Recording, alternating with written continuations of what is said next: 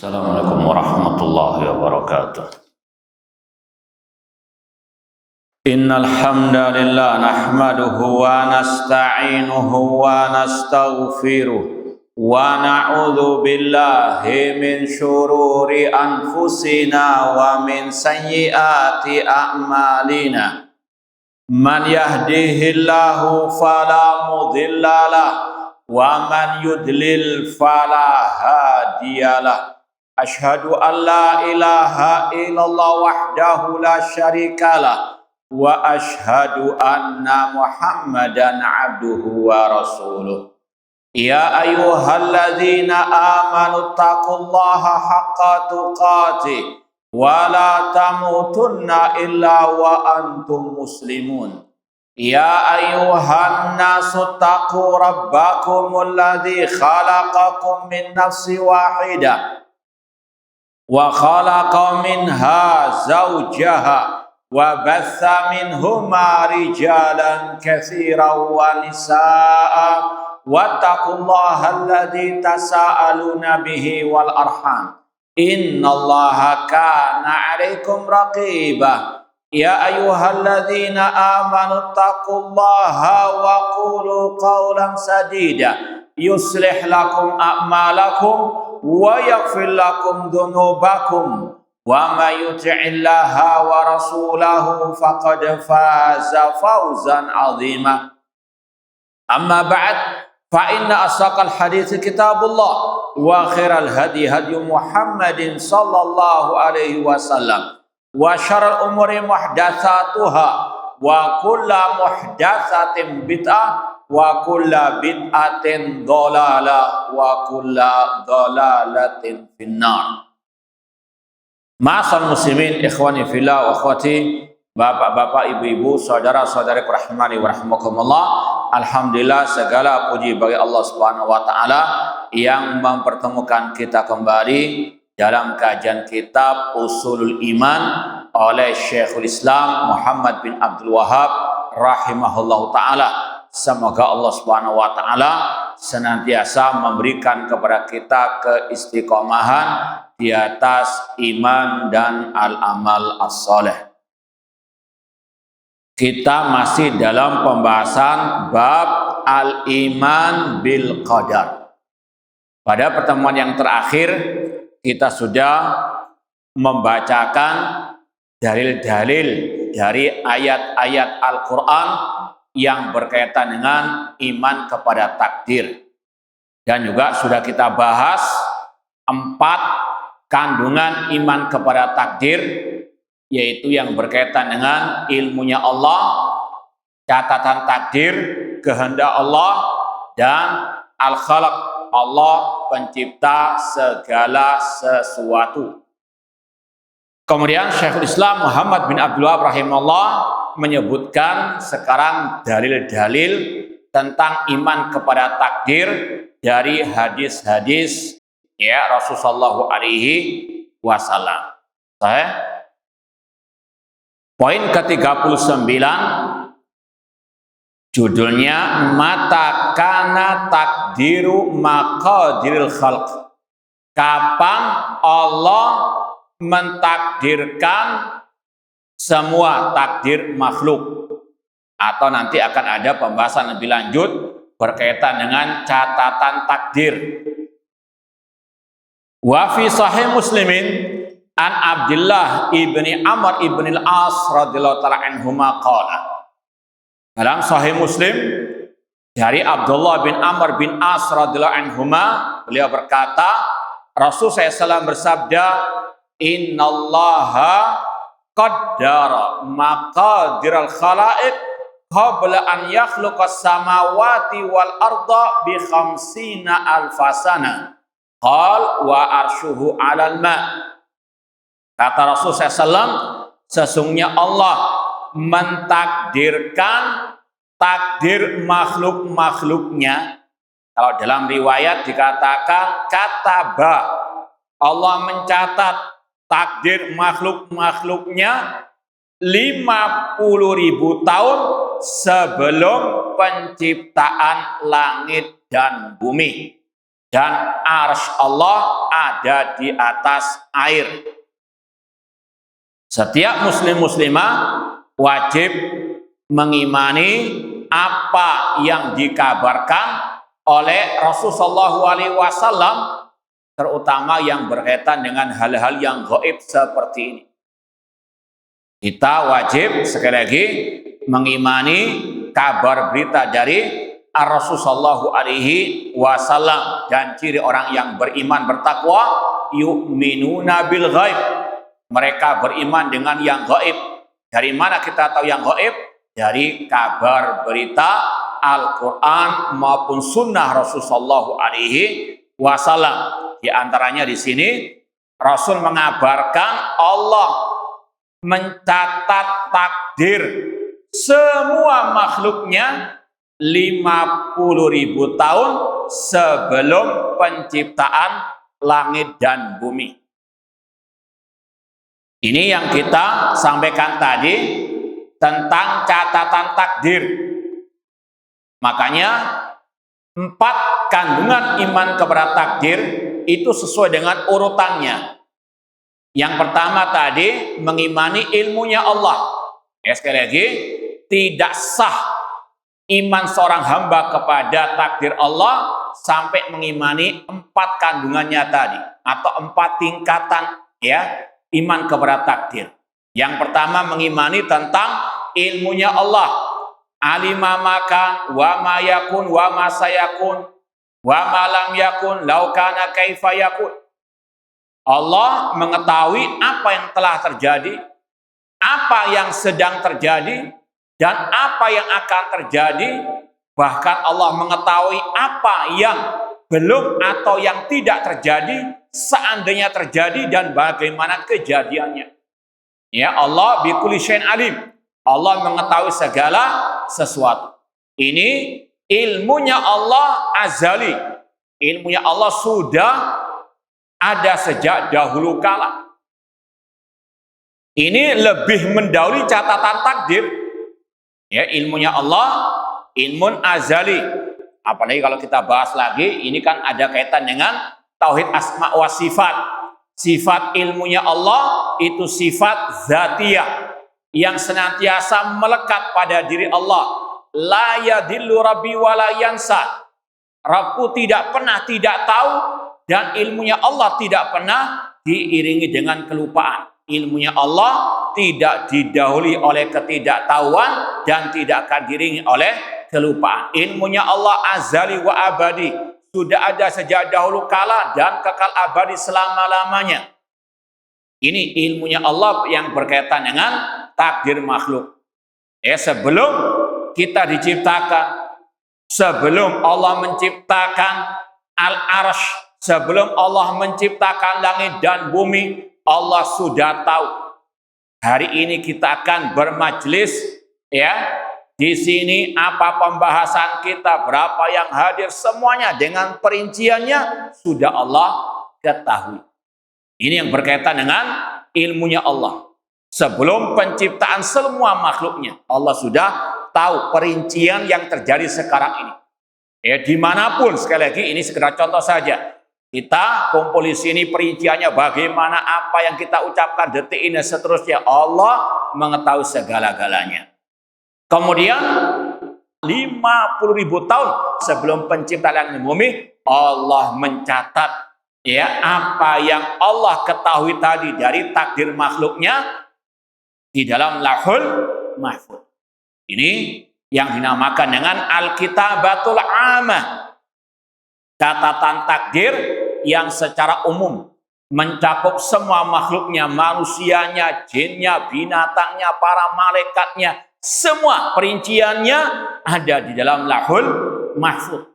Ma asaba min musibatin fil ardi wala fi anfusikum illa fi kitabin min qabli an nabra'aha inna dzalika 'ala Allah yasir.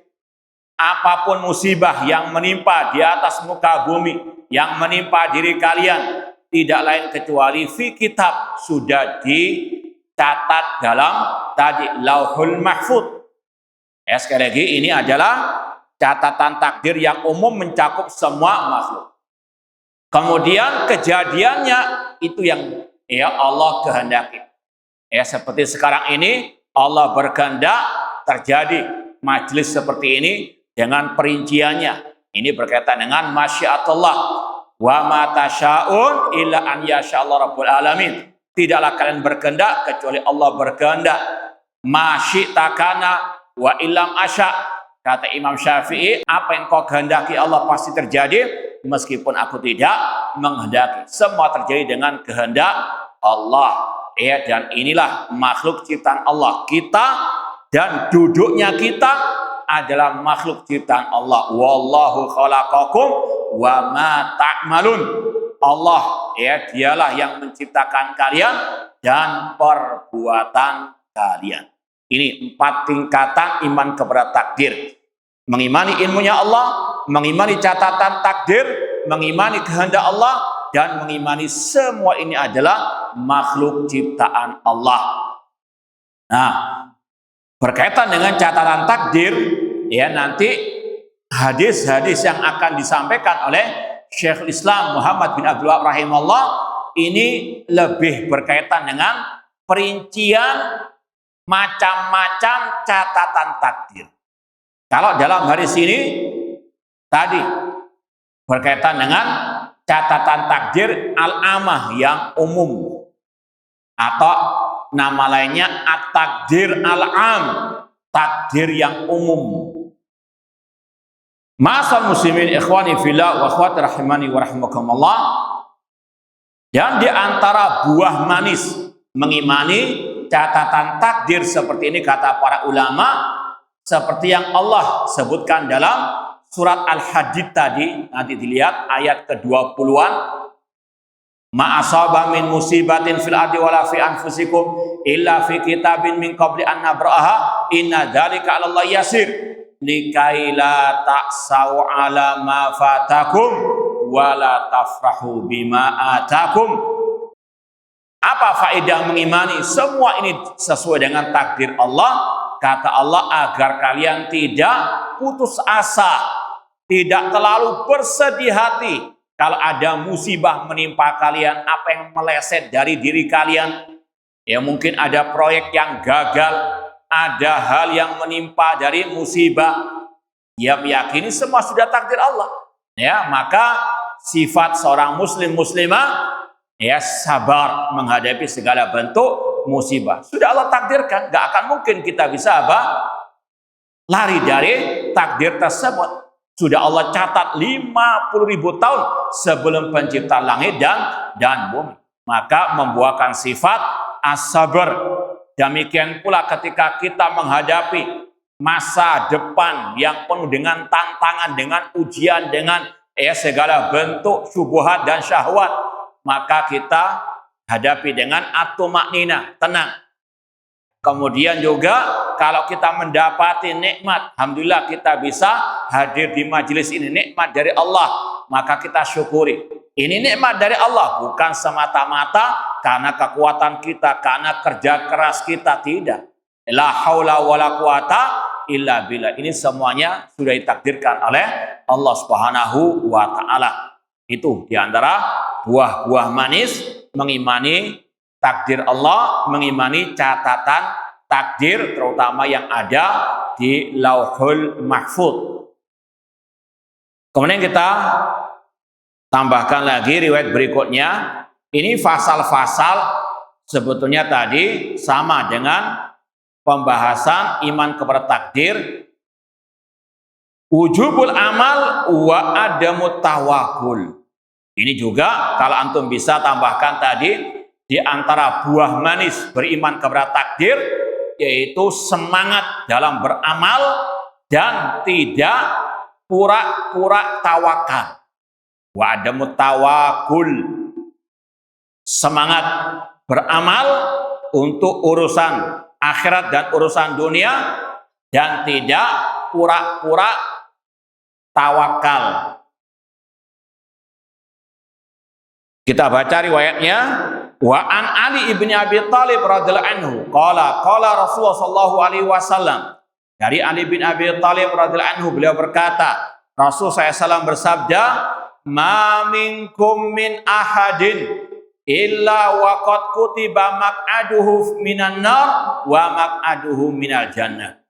Tidaklah salah seorang di antara kalian kecuali sudah dicatat tempat tinggalnya di neraka dan tempat tinggalnya di surga. Ini inti pembahasannya tadi, qad kutib. Semua kita, sekali lagi semua manusia, bahkan juga jinnya sudah Allah cantumkan, Allah sudah tuliskan di mana nasibnya di akhirat, di surga atau di neraka. Semoga Allah memasukkan kita ke dalam surganya dan menjauhkan kita dari api nerakanya. Ini wajib kita meyakini semuanya. Ya, sekali lagi semuanya sudah ada catatan takdirnya di Lauhul Mahfuz. Siapa penghuni surga, siapa penghuni neraka, siapa yang masuk surga, siapa yang masuk neraka, sudah ada catatan takdir semuanya. Kemudian kata para sahabat Rasulullah SAW, ya Rasulullah, afala natakilu ala kitabina wa nada'ul amal. Ya Rasulullah, kalau semuanya sudah ditulis dalam Lauhul Mahfuz sampai masalah urusan surga neraka, apakah boleh kita bersandar hanya kepada catatan takdir dan kita meninggalkan amal? Sekali lagi, kalau semuanya sudah ditakdirkan, semuanya sudah dicatat dalam Lauhul Mahfuz, apakah boleh kita bersandar kepada catatan takdir dan kita nggak perlu beramal? Apa jawaban Rasul? I'malu, beramallah. Kenapa demikian? Fakullun muyassar lima khuliqalah, karena semuanya akan dimudahkan sesuai dengan yang ditakdirkan oleh Allah Subhanahu wa ta'ala. Di sini yang pertama sudah kita sampaikan faedah dari hadis ini, tentunya tadi penetapan catatan takdir semua makhluk, terutama yang berkaitan dengan nasib mereka di akhirat, sudah dicatat. Sekali lagi semua akan terjadi, semua dengan catatan, sesuai dengan catatan takdir Allah Subhanahu wa ta'ala. Contoh misalnya Abu Lahab, kita yakini Abu Lahab pasti di neraka. Dasarnya sudah jelas, tabat yada Abi Lahabin wa tab. Sebelum Allah menciptakan Abu Lahab, Allah sudah mengetahui Abu Lahab pasti masuk neraka. Kemudian Allah sudah mencatatnya di Lauhul Mahfuz 50.000 tahun sebelum penciptaan langit dan bumi. Dan Allah kehendaki dia masuk neraka dengan sebab dia menentang dakwah at-tauhid. Dia tidak mau mengikuti dakwah tauhid yang disampaikan oleh Nabi SAW, tidak mau masuk Islam. Allah mengetahui semua rentetannya, dan semuanya ada hukum sebab akibat. Tidaklah Abu Lahab masuk neraka kecuali karena tadi sebab dia menolak dakwah tauhid. Sudah ditegakkan hujjah, didakwai langsung oleh keponakannya sendiri, yaitu Rasulullah SAW. Malah mencaci maki Nabi Muhammad, tabban laka ya Muhammad alihada jama'tana, celaka engkau Muhammad, apakah karena dakwamu ini engkau mengumpulkan kami? Bahkan di majelis ini juga kita sering sampaikan masalah ini. Bahkan ketika Rasul dakwah kepada kaum Quraisy, Abu Lahab sudah ada di belakangnya standby untuk apa? Gembos, untuk memprovokasi massa. Jangan mengikuti orang yang bahkan dituduh gila dan seterusnya. Maka sekali lagi Abu Lahab masuk neraka dan pasti masuk neraka kekal selama-lamanya karena sebab tadi dia menolak dakwah tauhid setelah terang hujah atasnya tersebut. Dan sekali lagi Allah ketika memasukkan orang ke dalam api neraka, mentakdirkan orang masuk neraka bukan karena kezaliman Allah, naudzubillah min dzalik. Namun sekali lagi itu keadilan Allah. Gak akan mungkin orang itu dimasukkan neraka kecuali tadi ada sebab akibatnya. Ya, wa ma ana bidzallamil lil abid. Allah ya berkata, aku tidak mendolimi hamba-hambaku. Intinya semuanya sudah dicatat dalam Lauhul Mahfuz, terutama yang berkaitan dengan nasib seseorang di ya akhirat, surga atau neraka. Kemudian Rasul mengatakan tadi, malu, ini yang kita sampaikan tadi. Masalah takdir ini masalah gaib. Ya, kita nggak tahu apa yang ditulis dalam Lauhul Mahfuz. Sekarang, ya di antara antum, ada nggak yang tahu di Lauhul Mahfuz dia ditulis di neraka atau di surga? Ada yang tahu? Hah? Nggak ada yang tahu. Maka kewajiban manusia, malu kata Rasul, beramallah. Ini berkaitan dengan urusan akhirat dan juga urusan dunia. Kalau kita mau meraih surga, malu, beramal. Tentunya nggak sembarang amal. Tentunya nggak asal-asalan, tapi amal yang memang diridhoi oleh Allah Subhanahu wa taala, yaitu amal saleh yang ikhlas dan ittiba, mengikuti ajaran Rasulullah sallallahu alaihi wasallam. Ya, jangan seperti orang Nasara, sebagaimana yang juga kita pernah bahas tafsirnya. Allah berfirman, amilatun nasibah. Orang Nasara amilatun nasibah, mereka sudah amilah, bekerja, beramal sampai lelah, letih, amilah, beramal, nasibah, capek, letih. Namun apa balasannya? Tasla naron hamiyah, justru masuk ke dalam api neraka. Dan ini yang pernah diriwayatkan dari Al-Khalifah Rasyid Umar bin Khattab ketika beliau melihat seorang rahib ahli ibadah dari orang Nasara. Beliau menangis seraya ditanya oleh sebagian sahabat beliau, "Mayu bakika ya Amiral Mukminin?" Apa yang membuat engkau menangis wahai Umar bin Khattab, Amiral Mukminin? Beliau mengatakan, ketika aku melihat ahli ibadah dari orang Nasara yang hidup mereka sepenuhnya di tempat ibadah mereka, fokus ibadah. Namun, kata Umar bin Khattab, aku teringat dengan firman Allah, amilatun nasibah. Mereka sudah capek, letih beramal, malah balasannya neraka. Kenapa? Karena amalnya asal-asalan, tidak mengikuti yang diajarkan oleh Allah dan Rasulullah sallallahu alaihi wasallam. Maka demikian pula di sini, seorang muslimah yang bijak, kalau mencita-citakan masuk surga, malu, beramal. Tapi tadi amal yang sesuai dengan ajaran Rasulullah sallallahu alaihi wasallam, mengikuti, meneladani Rasul sallallahu, sebagaimana kata Rasul, kullu ummati yadkhulul jannah illa man aba. Setiap umatku pasti masuk surga kecuali yang enggan. Ketika ditanya, wa man ya'ba ya Rasulullah, siapa yang enggan masuk surga ya Rasulullah? Rasul mengatakan, man atau ani dakhulal jannah wa man asani faqad abah. Barang siapa mentaatiku, mengikuti ajaranku, meneladani diriku, dialah yang masuk surga. Barang siapa yang menyimpang dari ajaranku, dialah yang enggan masuk surga. Ini yang berkaitan dengan urusan akhirat, harus ada al-amal. Kalau ada orang mengatakan, loh kan dalam hadis yang lain dikatakan, la yadkhul ahadun al-jannah ya bi amalihi. Tidak ada seorang pun yang masuk surga dengan amal perbuatannya.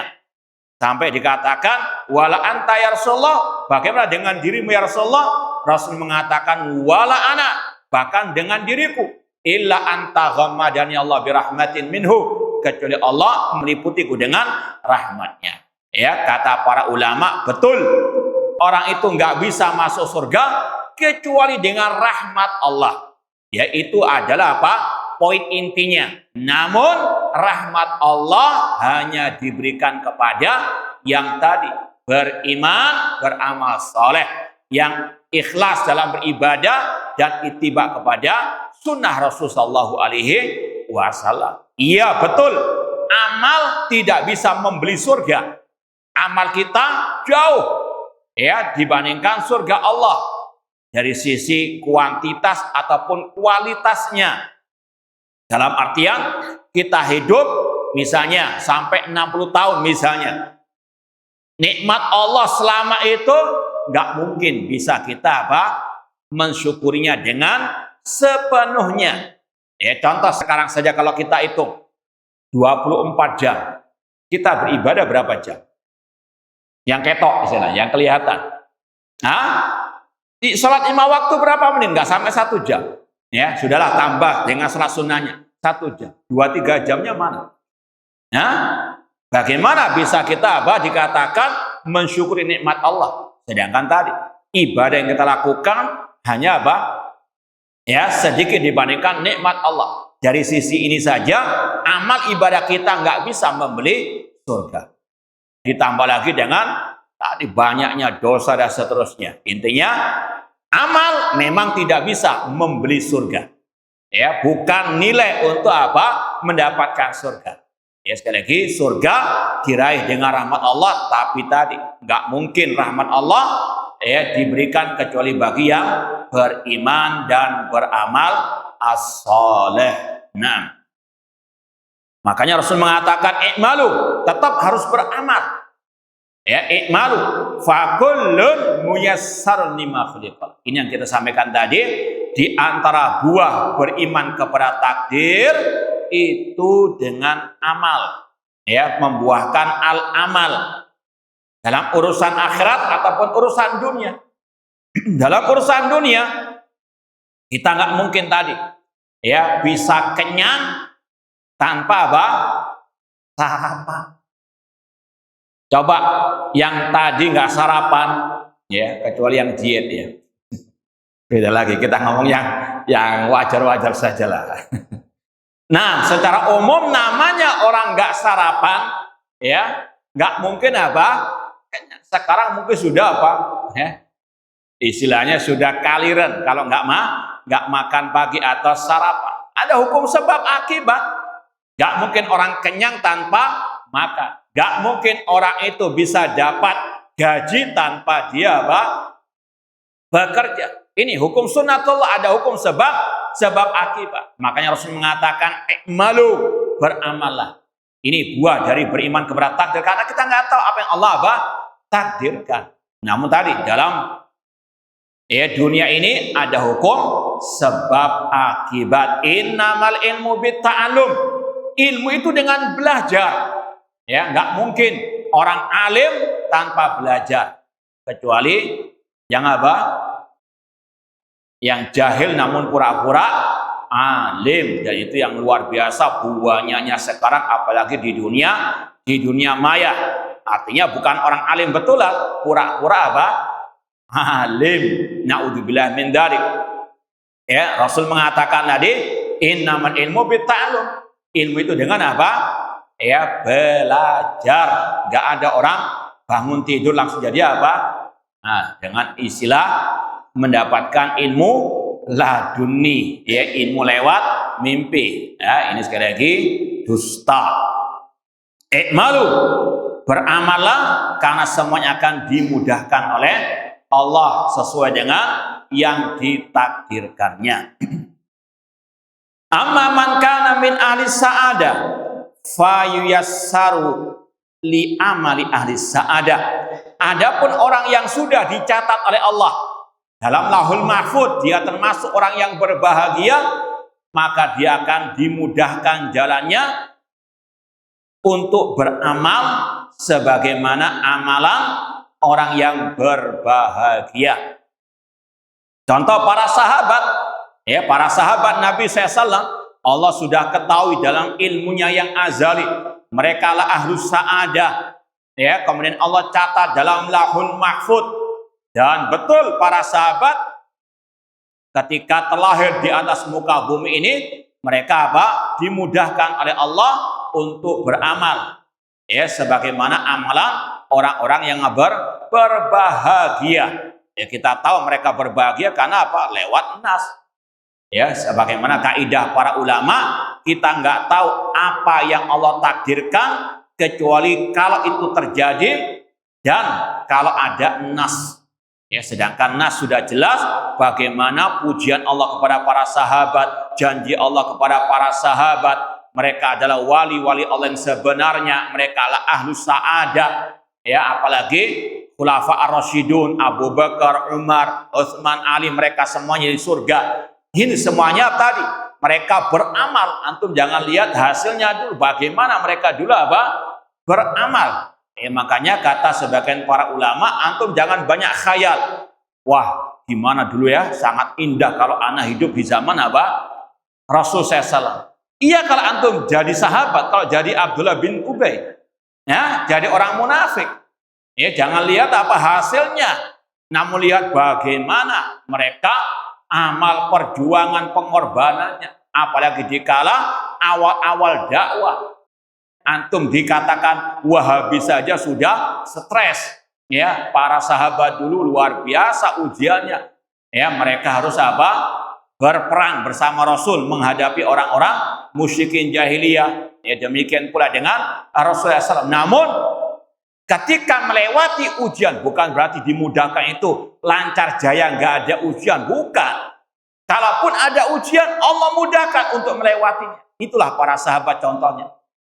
Onak Danuri luar biasa, keluarga Ammar bin Yasir dibunuh. Ibunda beliau Sumayyah, syahidah pertama dalam Islam. Bagaimana siksa terhadap Bilal. Ya, sekali lagi jangan dibayangkan ketika sudah apa? Selesai. Ya, namun ini sekali lagi luar biasa. Ini para sahabat adalah ahlus sa'adah. Ya, mereka apa? Dimudahkan jalannya oleh Allah Subhanahu wa taala. Nah, dan ini juga berlaku kepada siapa saja yang sudah Allah catat sebagai ahlus sa'adah di Lauhul Mahfuz, itu dimudahkan jalannya oleh Allah. Ini janji Allah Subhanahu wa ta'ala. Cuma sekali lagi jangan dibayangkan dimudahkan itu enggak ada onak dan sama sekali, itu mustahil. Ya, Rasul SAW Sayyidul Waladi Adam, manusia yang terbaik.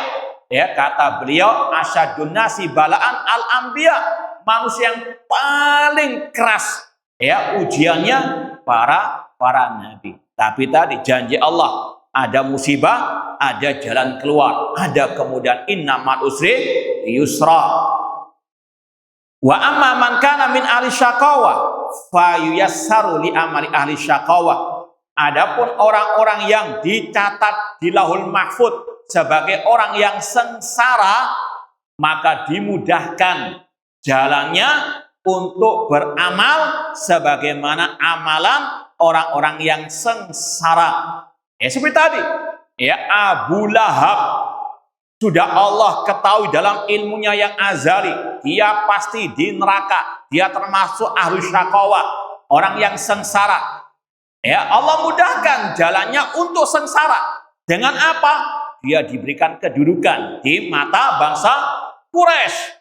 Dia leluasa memprovokasi ya orang-orang kafir Quraisy untuk menolak dakwah tauhid yang dibawa oleh Nabi Shallallahu Alaihi Wasallam. Lancar jaya itu, ya, luar biasa ujian yang dialami oleh Nabi SAW dari tangan pamannya sendiri, Abu Lahab CS. Allah mudahkan. Namun sekali lagi sudah pernah juga kita sampaikan di sini, ada yang namanya apa? Al-istidraj sanastadrijuhum min haitsu la ya'lamun. Kami berikan tenggang waktu untuk mereka apa? Bersenang-senang dengan kesyirikannya, dengan kekafirannya, dengan kemaksiatannya, dengan penyimpangannya. Allah biarkan terlebih dahulu. Ya, kasih tenggang waktu. Namun kalau sudah ya saatnya tiba azab, ya sebagaimana kata Allah, akhadnahum baghtatan. Kami azab apa? Dengan tiba-tiba. Ini yang sekali lagi ahlul kufri, orang-orang yang di atas kekafiran, di atas kesyirikan, kebid'ahan, kemaksiatan. Tadi terkadang dibukakan pintu-pintu dunia, dimudahkan. Semakin kafir, semakin syirik, semakin bid'ah, semakin ya sesat, semakin dibukakan pintu-pintu dunia, kedudukan, ya harta melimpah ruah. Ini sekali lagi Allah mudahkan. Biar apa? Semakin kafir, semakin syirik, semakin sesat, azabnya lebih apa? Lebih dahsyat. Ini ya sekali lagi, ya Allah mudahkan. Ya Allah berikan apa? Kelancaran dalam kesyirikannya, kekafirannya. Namun ingat, adab Allah sangat pedih. Sebagaimana yang sudah Allah kisahkan tentang umat-umat sebelum Nabi kita Muhammad SAW yang sudah kita bahas juga hari Selasa kemarin dalam tafsir surat Al-Haqqah fa amma tsamudu fa uhliku bitaghiyah dan seterusnya. Allah mudahkan dulu. Namun sekali lagi azab sudah menanti mereka. Summa qara'a, kemudian Rasul membacakan ayat surat Al-Lail fa amma man a'ta wattaqa wa saddaqa bil husna fasanuyassiruhu lil yusra. Adapun orang-orang yang memberi, yaitu bersedekah dan dia bertakwa kepada Allah dan dia membenarkan adanya surga, maka kami mudahkan untuk apa? Tadi kebaikan. Ada hukum sebab akibat. Allah nggak akan memudahkan kecuali ada apa? Sebab terlebih dahulu. Orang itu atok bersedekah, dia bertakwa, dan di antara mana takwa, bertauhid, meninggalkan syirik, meninggalkan larangan Allah dan melaksanakan perintah Allah. Perintah Allah yang paling agung, perintah bertauhid, larangan Allah yang paling besar, larangan dari berbuat syirik. Ya, maka apa buah dari amal tersebut? Fasanuyassiruhu lil yusra. Ada hukum sebab akibat. Alladzina jahadu fina lanahdiyannahum subulana. Orang-orang yang bersungguh-sungguh mencari jalan kami, akan kami tunjukkan jalan-jalan kami. Yang dia memang melapangkan dadanya mencari kebenaran, mempelajari Al-Quran dan Sunnah Rasul dengan pemahaman yang benar, pemahaman para sahabat Rasul, Allah berikan jalan apa? Betul. Namun sebaliknya, dalam lanjutan ayat surat Al-Lail, wa amman bakhila wastaghna wa kadzdzaba bil husna fasanuyassiru lil usra. Barang siapa yang bakhil ya dan dia sombong mendustakan surga, maka kami mudahkan jalannya untuk meraih apa? Tadi kesengsaraan, kesulitan. Sebagaimana yang sudah kita sampaikan, falamma zaghu azaghallahu qulubahum. Ketika mereka berpaling, semakin Allah palingkan. Wa man yudlil fala hadiyalah. Barang siapa yang Allah sesatkan, tidak ada yang bisa memberikan apa? Petunjuk. Kenapa? Karena dia yang menyesatkan dirinya terlebih dahulu. Sudah nampak kebenaran, sudah jelas ya dalil-dalilnya, namun tetap menyimpang, terutama dari at-tauhid, dari akidah yang sahihah, sebagaimana kisah Abu Lahab tadi. Sudah didakwai langsung oleh Rasul, namun dia menolak. Allah matikan di atas kesyirikan, di atas kekafiran, kekal dalam api neraka selama-lamanya. Ada hukum sebab akibat. Makanya tugas setiap muslim muslimah al-amal ya yang baik, tentunya amal dunia ataupun akhirat, dan ya bersandar tawakal kepada Allah. Makanya digabungkan ya dalam pasal ini wujubul amal wa adamut tawakul. Wajibnya beramal dan larangan dari pura-pura tawakal. Ya, apa pura-pura tawakal? Yaitu tidak mau beramal, hanya mengatakan kalau memang sudah Allah takdirkan saya pintar, nggak usah belajar. Kalau ditakdirkan saya kenyang, nggak perlu makan. Kalau saya ditakdirkan kaya, nggak perlu bekerja. Ini orang yang nggak waras. Makanya harus tadi ada dua yang dilaksanakan, dikerjakan, al-amal dan bersandar kepada Allah. Kata-kata i'malu, wajibnya beramal. Kemudian kata-kata fayassaru, ya akan dimudahkan. Siapa yang memudahkan? Allah Ta'ala. Kita nggak mungkin bisa meraih apapun, mewujudkan apapun yang kita kerjakan kecuali dengan ya taufik, hidayah, pertolongan dari Allah. Ya makanya dalam riwayat yang lain Rasul mengatakan, lau tawakkaltum 'ala Allah haqqa tawakkulihi la razaqakum kama yarzuqut tayra yadhu khimasan wa yaruhu bitanan. Seandainya kalian bertawakal kepada Allah dengan sebenar-benarnya tawakal, maka kalian akan diberikan rezeki sebagaimana Allah memberikan rezeki kepada seekor burung. Dia terbang dari sarangnya pagi hari dalam keadaan lapar, sore hari kembali ke sarangnya dalam keadaan kenyang. Ada hukum sebab akibat, ya. Burung tidak akan kenyang tanpa dia berusaha. Namun ya hasilnya di tangan Allah Subhanahu wa taala. Makanya Al-Imam Ibnu Abil Izzi Al-Hanafi rahimahullah dalam Syarah Aqidah Tahawiyah berkata, al-i'timad ala sabab syirkun fit tauhid. Bersandar hanya kepada sebab, kepada amal sendiri, kepada usaha, itu syirik dalam tauhid. Dan ini yang sering kita ingatkan, hati-hati dengan apa istilahnya yang suka ngasih training-training, pasti bisa, kita punya, kita ada naudzubillah min dzalik, dikasih sakit perut saja sudah apa? KO, sudah nggak bisa berbuat apa-apa, dikasih sakit gigi, kasih sakit kepala, tak bisa apa-apa sama sekali. Jangan sombong, jangan sok. Manusia la haula wala quwata illa billah. Betul, harus beramal, tapi amal tidak bisa mewujudkan apa yang dicita-citakan, yang diinginkan kecuali dengan tadi kemudahan dari Allah Subhanahu wa taala. Maka sekali lagi, bersandar kepada usaha amal itu syirik dalam tauhid, sedangkan tarkus sabab alladhi huwa sabab qadhun fil akal. Adapun meninggalkan usaha, meninggalkan amal yang merupakan amal yang memang itu disyariatkan atau dibolehkan secara syariat, maka meninggalkan amal itu qadhun fil akal. Itu merupakan qadhun fil akal, menunjukkan tadi kedunguan ataupun kejahilan ataupun tadi ketidakwarasannya.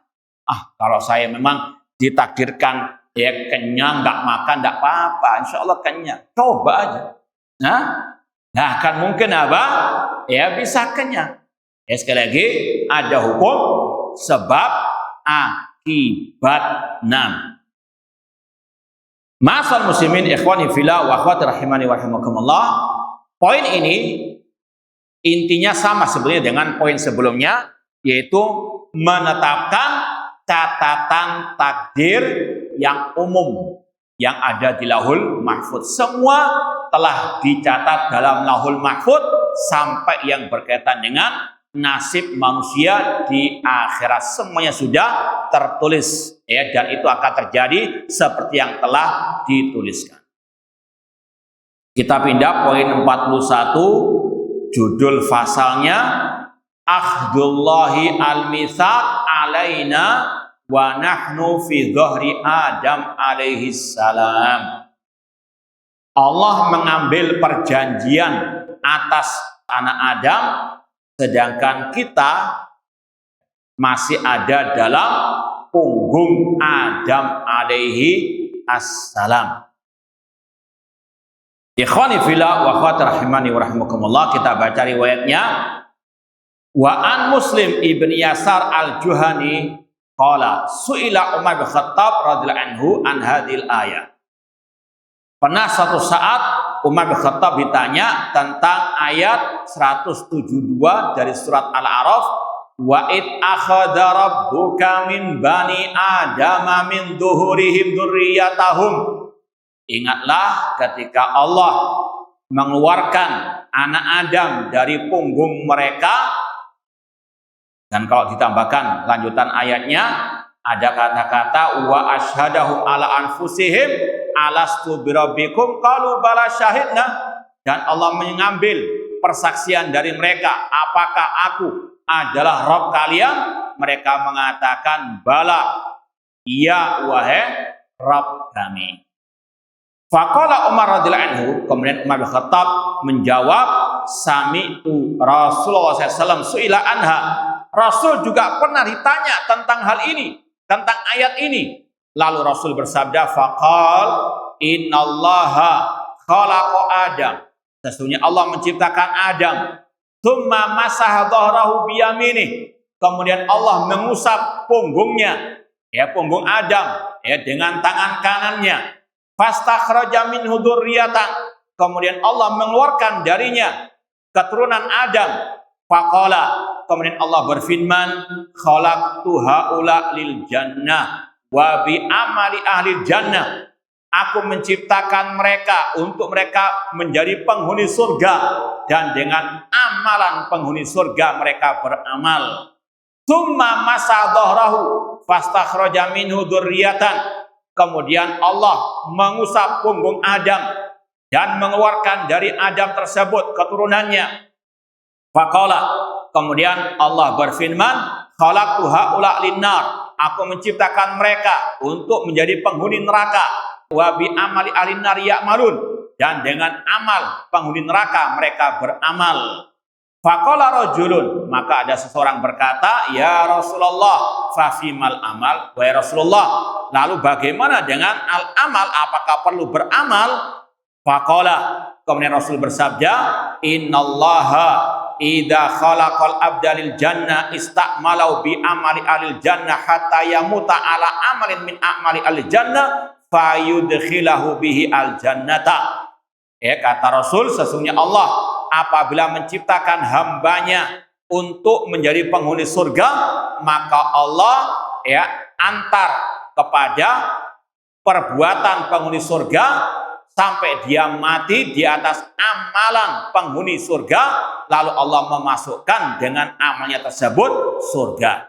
Wa idza khalaqal abda linnar istakmalau bi amali ahli nar hatta yamuta ala amalin min amali ahli nar fayudkhilahu annar. Dan apabila Allah menciptakan hambanya untuk menjadi penghuni neraka, maka Allah mengantarkannya dengan amalan penghuni neraka sampai dia mati di atas amalan dari amalan penghuni neraka, lalu Allah memasukkannya ke dalam api neraka. Hadis riwayat Imam Malik dan Hakim. Kata sebagian masyayikh, memang ada cacat dalam hadis ini, cuma ada penguatnya, terutama dalam hadis berikutnya. Intinya ikhwani fillah wa akhwati rahimani wa rahimakumullah, Imam Ibnu Qayyim rahimahullah dalam kitab beliau Syifaul Alil, yaitu kitab yang wallahu alam paling komplit dalam pembahasan iman kepada takdir. Yang saya punya satu jilid tebal, Syifaul Alil, tentang iman kepada takdir. Rata-rata para ulama setelah beliau yang menulis masalah iman kepada takdir itu merujuk kepada kitab tersebut. Dalam kitab tersebut Imam Ibnu Qayyim menyebutkan ada 5 catatan takdir. Tadi sudah disampaikan catatan takdir di Lauhul Mahfuz, itu catatan takdir yang meliputi semua makhluk ciptaan Allah. Itu 50.000 tahun sebelum penciptaan langit dan bumi. Kemudian ada yang namanya catatan takdir ketika Allah mengambil perjanjian dari anak Adam. Ada yang mengatakan ini di alam arwah, atau di alam zar. Jadi sekali lagi masalah gaib, cukup kita sami'na wa sadaq. Bahwasanya pada suatu waktu sebelum manusia diciptakan di bumi, Allah pernah mengambil perjanjian dari anak-anak Adam. Di saat itulah Allah telah mentakdirkan, mencatat takdir manusia, siapa yang di surga, siapa yang di neraka. Sekali lagi, kalau mau dicatat tadi, catatan takdir ketika Allah mengambil perjanjian dari anak-anak Adam. Paham dong? Ini hadisnya dan ini juga ayatnya. Ini catatan takdir yang kedua. Catatan takdir sekali lagi ketika Allah mengambil perjanjian dari anak-anak Adam. Kemudian tadi kalau mau dibahas hadisnya, sekali lagi meskipun riwayat ini tidak sahih, tapi ada penguatnya setelahnya tadi. Dan intinya kurang lebih sama, manusia sudah Allah catat tempat tinggalnya di akhirat, di surga ataupun di neraka. Kemudian juga hadis yang kita baca barusan itu menguatkan pembahasan tadi, orang masuk surga, orang masuk neraka ada hukum sebab akibat. Orang itu masuk neraka karena mereka yang menjadi penyebabnya. Di antaranya tadi tidak mau bertauhid, tidak mau meninggalkan syirik, sebagaimana Abu Lahab menolak dakwah at-tauhid dan seterusnya. Kemudian juga sama, orang itu masuk surga di antara sebabnya dengan apa?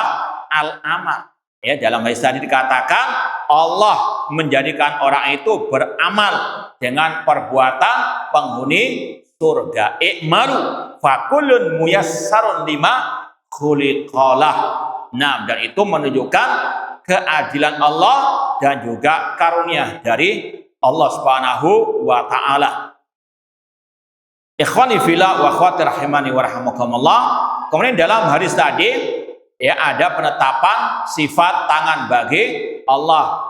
Ya, sesuai dengan kebesarannya tidak sama dengan tangan makhluk. Allah mengusap punggung Adam biyaminihi dengan tangan kanannya. Seandainya pun ini hadis yang dhaif lemah, hadis yang sahih sudah banyak, bahkan ada ayatnya wassamawatu matwiyatun biyaminih, dan langit dilipat dengan tangan kanan Allah. Ahlus sunnah sejak zaman sahabat, tabi'in tidak ada yang mentakwil tangan dengan kekuatan, dengan kenikmatan. Mereka mengimani sesuai dengan apa adanya yang dipahami oleh bahasa Arab. Kita lanjutkan hadis riwayat berikutnya. Warawahu Abu Dawud min wajin akhar an Muslimin ibni Yasar an Nu'aim bin Rabi an Umara wa qala Ishaq bin Rahawi, sampai kepada anna rajulan qala ya Rasulullah atubtada'ul a'mal am qad qudiyal qada. Ya Rasulullah, apakah amal yang dilakukan oleh manusia itu belum ditakdirkan atau sudah ditakdirkan oleh Allah?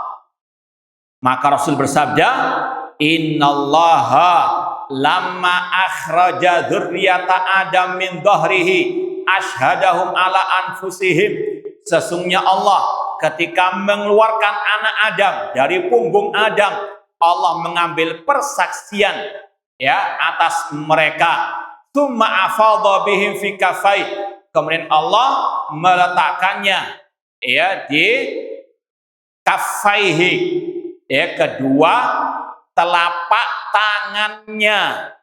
Yang hari Kamis lalu kita ada kajian kitab Ushulus Sunnah Imam Ibnu Abi Zamanin, kita bahas hal ini. Dan sekali lagi Ahlus Sunnah menetapkan semua sifat Allah yang tercantum dalam Al-Quran maupun hadis yang sahih tanpa diserupakan dengan makhluk, tanpa dibayang-bayangkan dibagaimanakan, tanpa diselewengkan dari makna yang sebenarnya, dan tanpa dinafikan. Dan ini juga sudah kita bahas ya berulang-ulang di dalam pembahasan kitab ini. Karena awal kitab ini berkaitan dengan iman kepada Allah, ma'rifatullah, mengenal Allah lewat sifat-sifatnya, ya sudah kita bahas berulang kali. Di antaranya di sini disebutkan sifat kedua telapak tangan bagi Allah. Sekali lagi Ahlus Sunnah menetapkan apa adanya tanpa menyerupakannya dengan sifat makhluk, tanpa membagaimanakan, tanpa menyelewengkan dari makna zahirnya. Faqala, kemudian Allah berfirman, haula lil jannah wa haula lin nar. Mereka, yaitu anak Adam tadi, ada yang pasti masuk surga dan ada yang pasti masuk neraka. Ini sudah Allah tetapkan. Fa ahlul jannah muyassaruna li amali ahlil jannah. Yang merupakan penghuni surga akan dimudahkan oleh Allah untuk beramal ya sebagaimana amalan penghuni surga. Wa ahlun nar muyassaruna li amali ahlin nar. Penghuni neraka juga sama dimudahkan untuk beramal sebagaimana amalan penghuni api neraka. Intinya manusia tugasnya beramal ya, kemudian bertawakal kepada Allah ya, dan yakini Allah tidak akan mungkin mengingkari janjinya. Contoh misalnya Allah berfirman, ya wa basyiril ladzina amanu wa amilus solihati anna lahum jannatin tajri min tahtil anhar. Berilah kabar gembira kepada orang-orang yang beriman, yang betul-betul bertauhid kepada Allah, yang betul-betul mengesahkan Allah dalam ibadah, yang tidak berbuat syirik, yang tidak menyekutukan Allah dengan nabi, yang tidak menyekutukan Allah dengan para wali, dan dia beramal saleh ikhlas karena Allah, mengikuti sunnah Rasul. Apa janji Allah? berilah kabar gembira kepada mereka, mereka pasti masuki surga yang mengalir sungai-sungai di bawahnya. Allah la yukhliful mi'ad. Dan Allah berfirman, innallaha la yukhliful mi'ad. Allah tidak mungkin mengingkari janjinya. Meskipun tadi dimudahkan oleh Allah, bukan maksudnya nggak ada ujian, nggak ada cobaan, ada. Tapi dengan pertolongan dari Allah, maka insya Allah akan mudah dilewati ujian dan cobaan tersebut. Contoh sekarang ini, kita bermajelis ilmu, salah satu keutamaannya, Rasul mengatakan man salaka tariqan yaltamisu fi ilman sahalallahu bi tariqan ilal jannah. Barang siapa yang menempuh suatu perjalanan dalam rangka belajar ilmu agama, Allah mudahkan jalannya menuju surga. Apakah nggak ada ujiannya? Banyak. Ya mungkin mau berangkat, ada saja mungkin masalah keluarga, masalah kendaraan, tapi alhamdulillah bisa dilewati. Sampai di sini, apakah nggak ada ujiannya? Ada. Apa itu? Itu tahu sendirilah. Ngantuk, berat, wah lihat jam terus, kok belum selesai-selesai? Ya. Ujian, tapi alhamdulillah sudah 1 jam, kita lewati. Ini semuanya kemudahan dari Allah. Sekali lagi semuanya harus dengan al-amal. Tapi bisa atau tidak melewatinya, taufik, hidayah, pertolongan dari Allah. Ini juga sama. Jalan menuju surga, kata Rasul, huffatil jannatu bil makari. Surga dikelilingi, dihiasi dengan hal-hal yang tidak menyenangkan. Tadi dakwah tauhid, banyak onak dan duri. Kita mau beramal soleh, banyak sekali gangguannya, syubhat luar biasa. Maka sekali lagi harus tetap dilewati, harus betul-betul dijalankan, dan banyak mohon pertolongan kepada Allah Subhanahu wa Ta'ala. Sekali lagi semuanya ada hukum sebab akibat, namun itu bisa digapai, diraih dengan taufik hidayah dari Allah. Intinya pasal ini tadi sudah kita sampaikan, ini adalah catatan takdir yang kedua. Dan catatan takdir yang kedua ini yaitu catatan takdir ketika Allah mengambil perjanjian dari anak Adam setelah dikeluarkan dari punggung Nabi Adam. Ini sekali lagi bukan di alam sekarang, namun di alam lain. Dan ini tidak berbeda dengan yang ada di Lauhul Mahfuz. Sekali lagi ini hanya sekedar perincian yang sudah ada di Lauhul Mahfuz. Lanjut apa cukup sampai di sini? Lanjut Pak. Baik, lanjut sedikit. Ini ditambah lagi pasal berikutnya, catatan takdir yang ketiga, yang dinamakan dengan Al-Kitabatu Al-Umriyah. Catatan takdir seumur hidup manusia. Catatan takdir seumur hidup manusia. Kitabatul amal wal ajal wa rizq wa syaqi au sa'id wa nahnu fi butuni ummahatina. Judul pasalnya catatan amal manusia, ajal manusia, rezeki manusia, dia sengsara atau bahagia, dan manusia atau kita masih dalam perut ibu kita. Ini yang dinamakan dengan catatan takdir al-umriyah, seumur hidup manusia. Hadisnya ini ada dalam pembahasan kitab Arba'in Nawawiyah oleh Imam An-Nawawi rahimahullah. Wa an Abdullah bin Mas'ud radhiyallahu anhu qala haddatsana Rasulullah sallallahu alaihi wasallam wa huwa shadiqul masduq. Dari Abdullah bin Mas'ud radhiyallahu anhu, beliau berkata, Rasulullah SAW menceritakan kepada kami, dan beliau adalah orang yang benar dan pasti benar dan yang wajib dibenarkan. Inna ahadakum yujma khalqu fi batni ummi arba'ina yawman nutfatan. Sesungguhnya salah seorang di antara kalian dikumpulkan penciptaannya dalam perut ibunya selama 40 hari dalam keadaan berupa air mani atau air sperma. Tsumma yakunu 'alaqatan mithla dzalik. Kemudian dia menjadi segumpal darah dalam waktu yang sama 40 hari. Summa yakunu mudghatan mithla dzalik. Kemudian dia berubah menjadi segumpal daging dalam waktu yang sama 40 hari.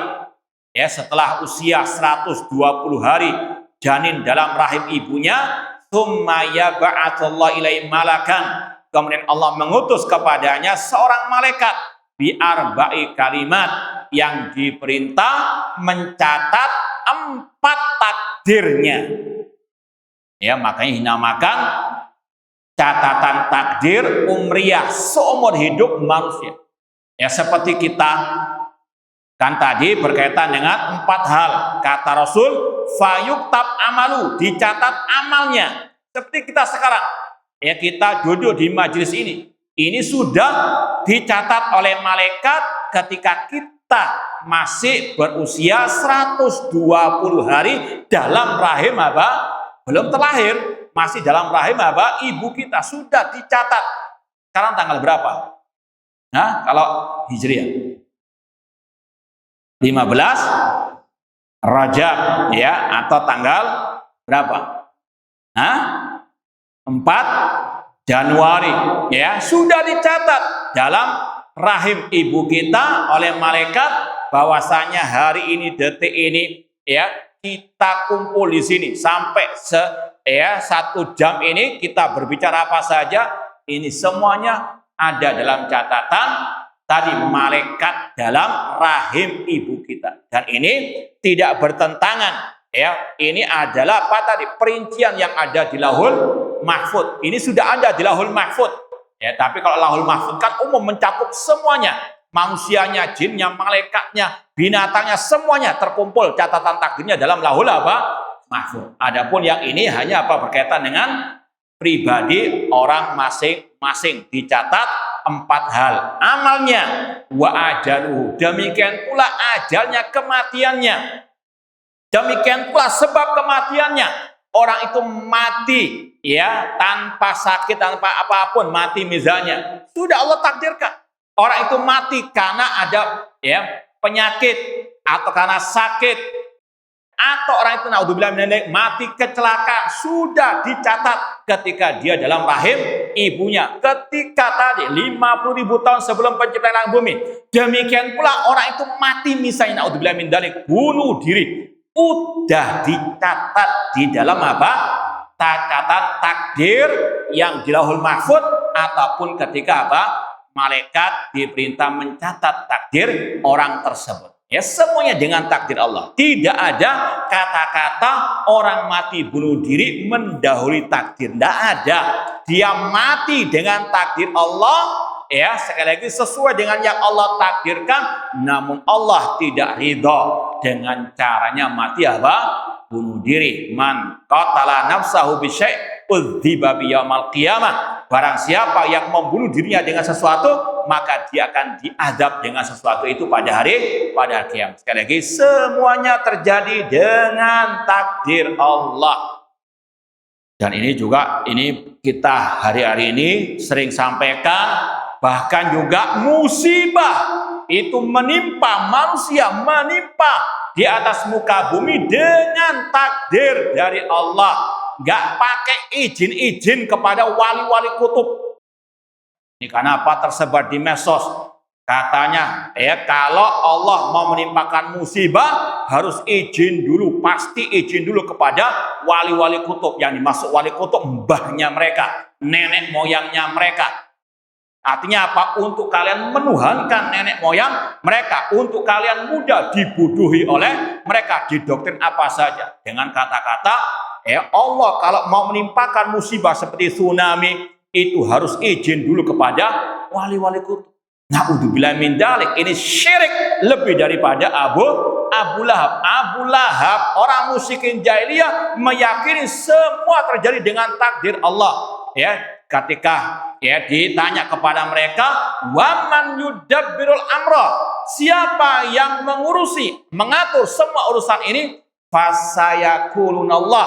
Dalam surat Yunus, orang musyrikin menjawab Allah. Orang-orang na'udzubillah min dzalik mengatakan takdir musibah itu dengan asisi daripada apa? wali-wali mereka. Kalau wali-wali mereka nggak ACC katanya, nggak akan terjadi apa? Musibah. Naudzubillah min dzalik.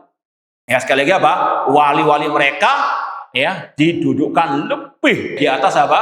Allah Subhanahu wa taala. Ya, sekali lagi kalau kita beriman kepada takdir akan menguatkan iman kita kepada Allah, ya lebih mentauhidkan Allah, mengagungkan Allah dan tahu yang mereka ucapkan syirik, kufur besar kepada Allah Subhanahu wa taala. Ya, sekali lagi masalah musibah, masalah apapun semuanya dengan takdir Allah. Ma asabakum min musibatin fa bima kasabat aydikum wa ya'fu an katsir. Tidaklah musibah menimpa diri kalian kecuali karena sebab dosa-dosa kalian, dan Allah lebih banyak apa? Mengampuni. Semuanya di tangan Allah. Ya, tadi ma asaba min musibatin fil ardi wala fi anfusikum illa fi kitab. Semuanya sudah dalam takdir apa? Allah. Qul la yusibana illa ma kataballahu lana. Katakan Nabi Muhammad, tidaklah menimpa kami kecuali apa yang Allah takdirkan atas kami, bukan yang ditakdirkan oleh siapa? Wali-wali mereka. Naudzubillahi min dzalik. Baik, kemudian warizquhu, rezeki orang itu sudah dicatat.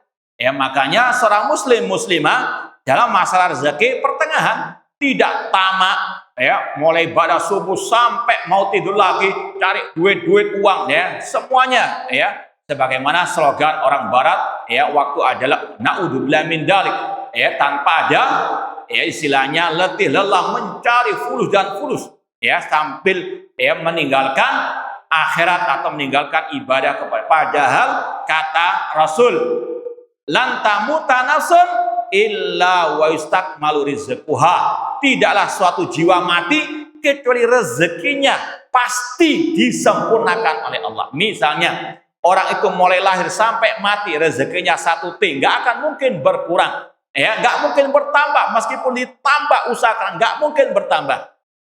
Makanya tadi cukup dia beramal, ya meskipun bukan berarti orang itu nggak boleh kaya, silahkan. Namun sekali lagi tadi, dunia untuk akhirat, jangan apa?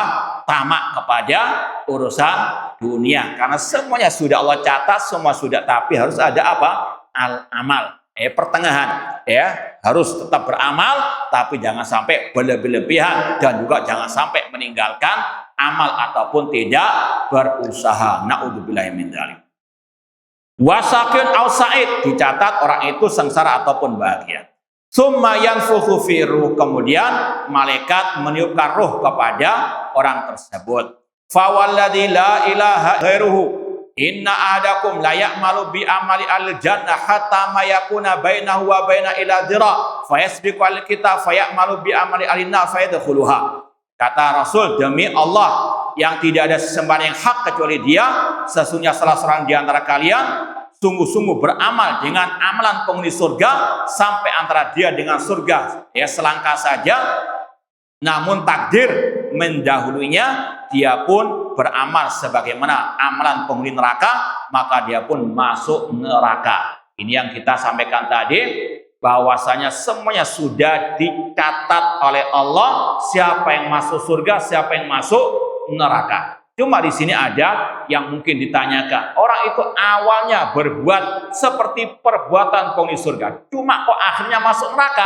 Katanya ada hukum sebab akibat. Iya, ya dalam riwayat orang itu beramal seperti amalan penghuni surga yang dohirnya seperti itu, namun batinnya penuh dengan ar-riya, tidak apa?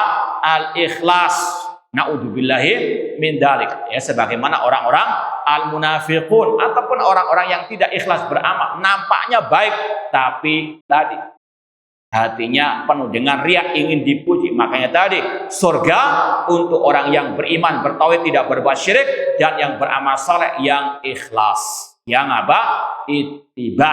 Nah, jadi orang itu awalnya baik, akhirnya jelek, ada sebabnya. Allah matikan di atas amalan penghuni neraka karena dia yang apa? Menjadi penyebabnya. Ketika dia beramal tidak ikhlas karena Allah. Dalam riwayat fima yabdurin nas, dia berbuat ya seperti perbuatan penghuni surga yang nampak di hadapan manusia.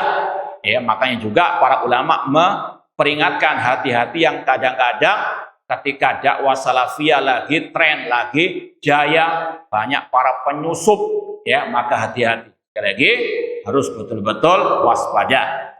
Kemudian ada pula sebaliknya, ada orang-orang yang awalnya itu jelek, penghuni api neraka, namun akhirnya baik. Kenapa? Karena dia juga beramal, dia juga berubah dari syirik kepada tauhid, dari bid'ah kepada sunnah, dari maksiat kepada atau, maka dia akhir hayatnya apa? Ya, mati dalam keadaan beramal dalam amalan penghuni surga, dia pun masuk surga. Intinya ada hukum sebab akibat. Dan inti dari pasal ini yang kita sampaikan tadi, ini catatan takdir yang ketiga. Catatan apa? Al-umriyah. InsyaAllah masih ada 2 lagi catatan takdir. Nanti InsyaAllah akan kita lanjutkan pada pertanyaan datang. Wallahu ta'ala alam. Sebelum kita tutup, barangkali ada yang mau ditanyakan, terutama berkaitan dengan materi tadi, tafadhalu. Tidak ada? Hah? Baik, ini yang sudah ditakdirkan, kita tutup sekian. Kurang lebihnya mohon maaf. Wa jazakumullah khairan. Aqulu qouli hadza wa akhiru da'wana anil hamdulillahi rabbil alamin. Wassalamualaikum warahmatullahi wabarakatuh.